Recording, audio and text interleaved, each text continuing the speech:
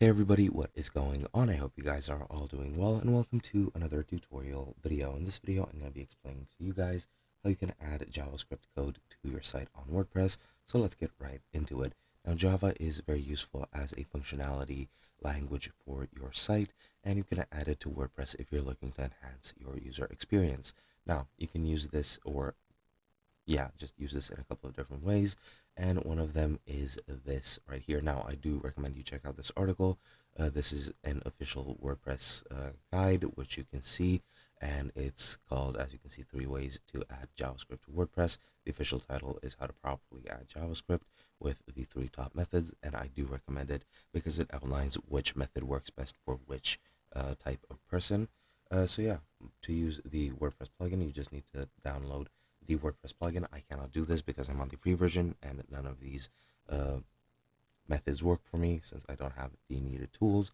But yeah, you just need to install the JavaScript WordPress plugin, and the exact features do depend on the plugin that you use.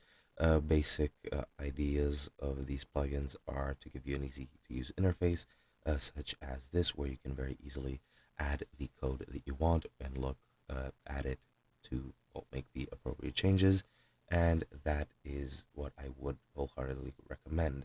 Now, you can also use WordPress hooks and the functions.php file of a child theme, and to do this, you do need to have access to the functions.php file, which I do not have. But yeah, then once you get access to your PHP file, you can add the PHP code for the hook with JavaScript, and it looks something like this. This is the code that you need to use to add JavaScript to the header, and this is also only adding JavaScript to a single page by targeting the actual page ID, as you can see here. And you can do a couple of different things in the PHP file as well, which I'm not specifically well versed in, so I'd rather not confuse you.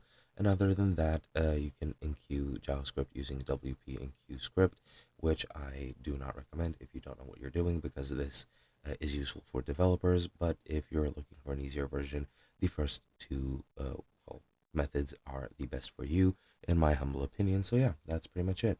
Hope you guys enjoyed, and I'll be seeing you guys in another video.